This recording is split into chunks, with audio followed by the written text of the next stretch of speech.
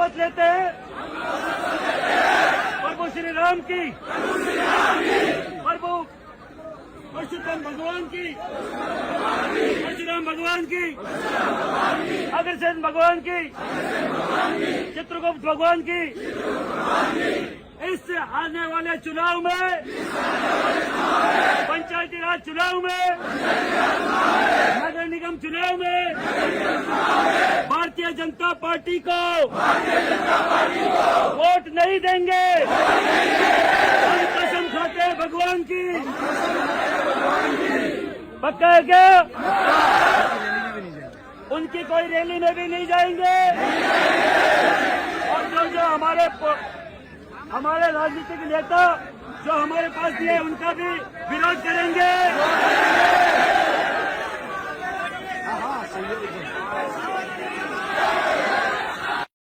कसम राम की, अब भाजपा को वोट नहीं देंगे।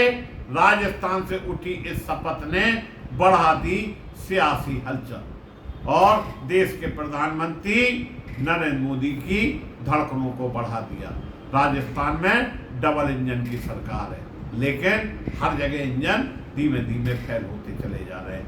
नमस्कार, मैं मुकेश उदैनिया, आप देख रहे हैं सीधे बोल यूपी। राजस्थान की राजनीति से एक ऐसी तस्वीर सामने आई है जिसने पूरे देश की राजनीति में नई बहस छेड़ दी है। मंच पर हजारों लोग हाथ हवा में उठे और फिर एक शपथ, कसम भगवान की, कसम राम की, कसम परशुराम की, कसम चित्रगुप्त की, पंचायत चुनाव में भारतीय जनता पार्टी को वोट नहीं देंगे। यह दृश्य जयपुर में श्री राजपूत करनी सेना के आंदोलन के दौरान देखने को मिला। इस वायरल वीडियो होने के बाद सवाल उठ रहे हैं कि आखिरकार ऐसा क्या हुआ कि भाजपा के खिलाफ इतनी तीखी नाराजगी सामने आई। श्री राजपूत करनी सेना पिछले कई दिनों से यूजीसी के नए नियम के विरोध में आंदोलन चला रही है। हालांकि ये आंदोलन पूरे देश में चल चुका है और अभी भी यह आंदोलन आगे चलेगा। संगठन का आरोप है कि इन नियमों से सामान्य वर्ग के युवाओं के अवसर प्रभावित होंगे।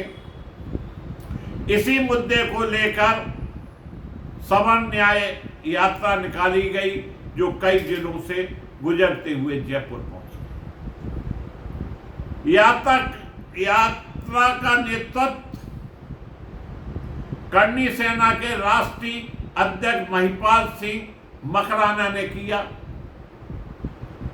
संगठन का दावा है कि यात्रा में बड़ी संख्या में युवाओं, छात्रों, विभिन्न सामाजिक संगठनों ने भाग लिया।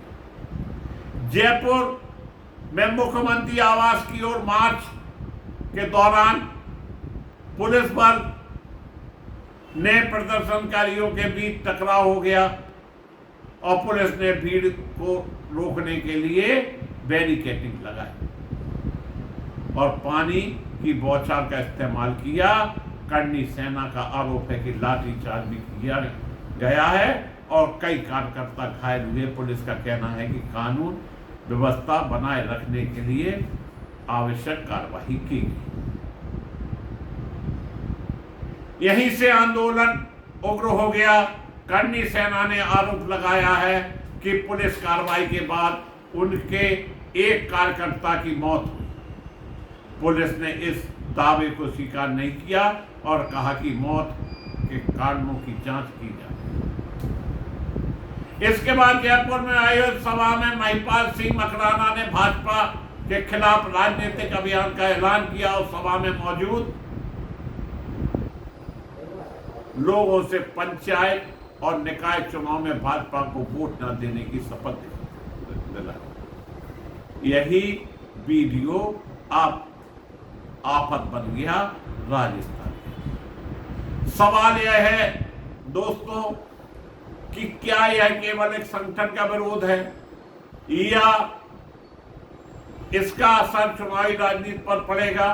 राजनीतिक विश्लेषक विशेषज्ञों का कहना है कि यदि किसी प्रभावशाली सामाजिक संगठन की नाराजगी लंबे समय तक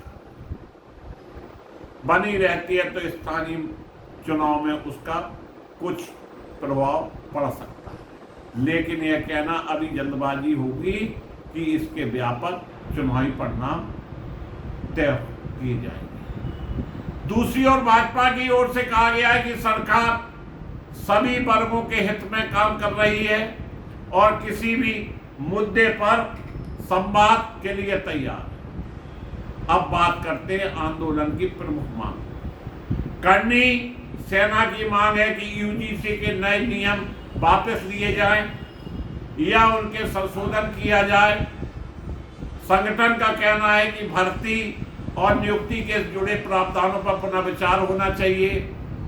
इसके साथ ही पुलिस कार्रवाई की निष्पक्ष जांच और जिम्मेदार अधिकारियों पर कार्रवाई की मांग की जाए। आंदोलन के बाद संगठन ने चेतावनी दी है कि यदि मांगे नहीं मानी गई तो आंदोलन राजस्थान से बाहर भी ले जाया जाएगा और आगे बड़े प्रदर्शन किए। दोस्तों, सबसे बड़ा सवाल, क्या यह विरोध केवल आंदोलन तक सीमित रहेगा? क्या पंचायत निकाय चुनाव में इसका असर दिखाई देगा? क्या सरकार आंदोलनकारी संगठन के बीच बातचीत होगी और क्या यूजीसी नियमों में कोई बदलाव हो?